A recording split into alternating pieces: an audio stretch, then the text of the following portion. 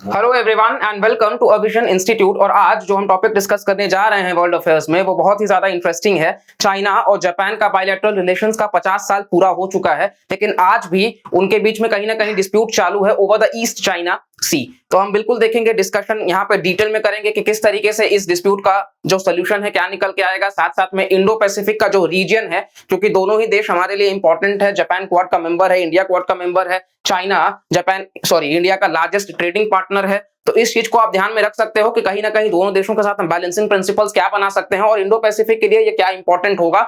तो बिल्कुल अगर वीडियो को डिटेल में देखना है तो जुड़े रहिए चैनल के साथ में और लगे रहिए हमारे साथ में वीडियो को देखने में। चलिए, ये आपके सामने ईस्ट चाइना सी का मैप है और आप ध्यान से अगर देखोगे तो आपको ये जो रीजन है वो सारा चाइना का नजर आ रहा होगा। हम मैप को जूम इन कर दे रहे हैं और ये आप देखो ईस्ट चाइना सी एग्जैक्टली येलो सी और पैसिफिक ओशन के बीच में लोकेटेड है। ऊपर सी ऑफ जापान है, जो कि नॉर्थ कोरिया और साउथ कोरिया आप देखोगे वो बाइफरकेट हो रहे हैं। 38 पैरेलल लाइन इसको कहा जाता है। बीजिंग शहर, ठीक है, चाइना का राजधानी आप देखोगे। साथ साथ में आपको यहाँ पे इसका प्रमुख शहर भी कुछ नजर आ जाएगा। ऊपर मंगोलिया और रशिया का मैप है। और इसके अलावा अब हम जैसा कि आपको बताया कि 50 साल कंप्लीट हो चुका है, लेकिन आज भी मैरीटाइम सॉवरेनिटी को लेकर के यहाँ पे सवाल या निशान पैदा होता है।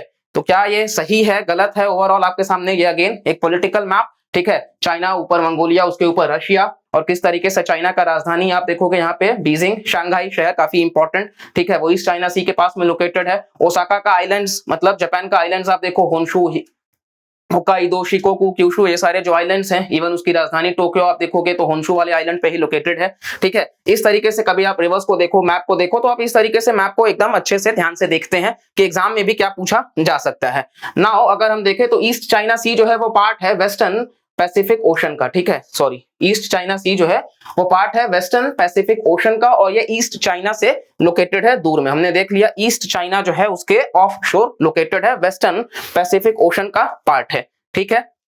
साथ साथ में यहाँ पे अनइनहैबिटेड आइलैंड है, यानी कि यहाँ पर लोग रहते नहीं हैं। और सेंकाकू वगैरह जो है ये इसका पार्ट है। यहाँ पे टोटल 5 आइलैंड्स हैं और 3 रीफ हैं, ठीक है। कुछ आइलैंड्स के नाम आप देखना चाहो तो रेफर कर सकते हो अपने अपने हिसाब से। पहले हम प्रोनाउंशिएट नहीं करेंगे उसको, तो आपको पता ही है उसका कारण, ठीक है। तो आप यहाँ पे मैप में देख सकते हो उसके हिसाब से। नेक्स्ट अगेन एक मैप जो है वो आपको दर्शाता है, ये सोर्स जो हमने लिया है वो आप देखोगे तो ये चाइनीज डिफेंस मिनिस्ट्री का है, ठीक है। तो ये सोर्स ओवरऑल आपको दिखाएगा कि किस तरीके से चाइना और जापान क्लेम करते हैं कि उनका उनका एक्सक्लूसिव इकोनॉमिक जोन्स है। अब ये एक्सक्लूसिव इकोनॉमिक जोन्स क्या होता है कि हर कंट्री का जो टेरिटोरियल वाटर्स होता है वो 200 नॉटिकल माइल्स तक का एक्सक्लूसिव इकोनॉमिक जोन होता है। यानी कि वो कंट्री के पास में राइट होता है कि वो कंट्री वहां के रिजर्व्स का इस्तेमाल कर सकती है, वाटर का इस्तेमाल कर सकती है बगैर किसी रोक टोक के। तो अब ये डिस्प्यूट इसलिए बन जाता है क्योंकि आप चाइना को देखो यहाँ पे है, जापान को देखो यहाँ पे है। येलो सी ये रहा, ईस्ट चाइना सी ये रहा, ताइवान नीचे है जिसको लेकर के हमेशा डिस्प्यूट रहता ही है। अब आप देखो तो इन दोनों का जो भी है रीजन, एक्सक्लूसिव इकोनॉमिक जोन का ये डैश लाइन जो है, दोनों वो चाइना और जापान ही क्लेम करते हैं। तो दोनों का मर्ज हो जा रहा है, एक ही हो जा रहा है।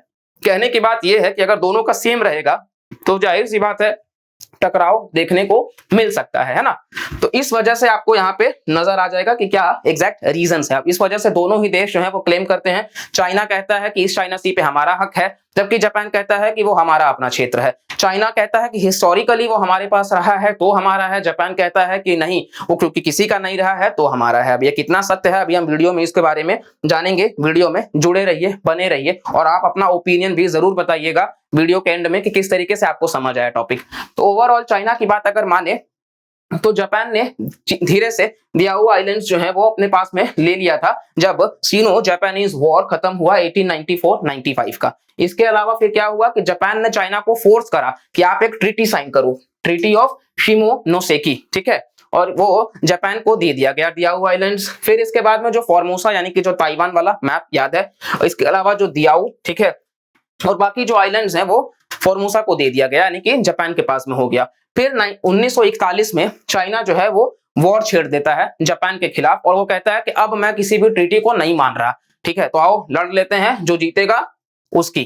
और इस तरीके से कहीं ना कहीं वो सारे ट्रीटीज को एब्रोगेट कर दिया। आपके सामने ये इमेज नजर आ रहा होगा जहां चाइनीज और जापानीज सोल्जर्स जो हैं वो आपस में फाइट कर रहे हैं इस चीज को लेकर के। और फिर क्या नतीजा निकल के आता है, ये अगेन बहुत ही खूबसूरत आइलैंड्स हैं। तो कभी मन बने तो जरूर चाइना और जापान से पूछ करके फिर वहां पे चलना। तो ये आपके सामने वो आइलैंड्स नजर आ रहे होंगे, सेंकाकू, दियाओ और न जाने क्या क्या नाम से, फॉर्मोसा ताइवान का हिस्सा, ठीक है। तो दिसंबर 1943 पे आते हैं, यहाँ पे कायरो डिक्लेरेशन साइन होता है, जहां पे कहा जाता है कि जापान ने जो भी चोरी करा है, स्टोलन, ठीक है, चोरी किया है चाइनीज से, जैसे कि मंचूरिया, फोमोसा ताइवान वाला और पेस्काडोरस, उसको चाइना को वो रिस्टोर कर दे। कायरो डिक्लेरेशन 1943 का यही कहता है। अब जापान को एक्सपेल भी कर दिया जाता है कि अब उसको कोई भी टेरिटरी नहीं दिया जाएगा, साथ साथ में उसने जो भी वायलेंस से और ग्रीड से लिया है वो उसको चाइना को दे दे। फिर आता है पोट्सडाम डिक्लेरेशन 1945 में, आपको याद नहीं रखना है, सिर्फ हम हिस्टोरिकली सिर्फ रिलेट करने की कोशिश कर रहे हैं।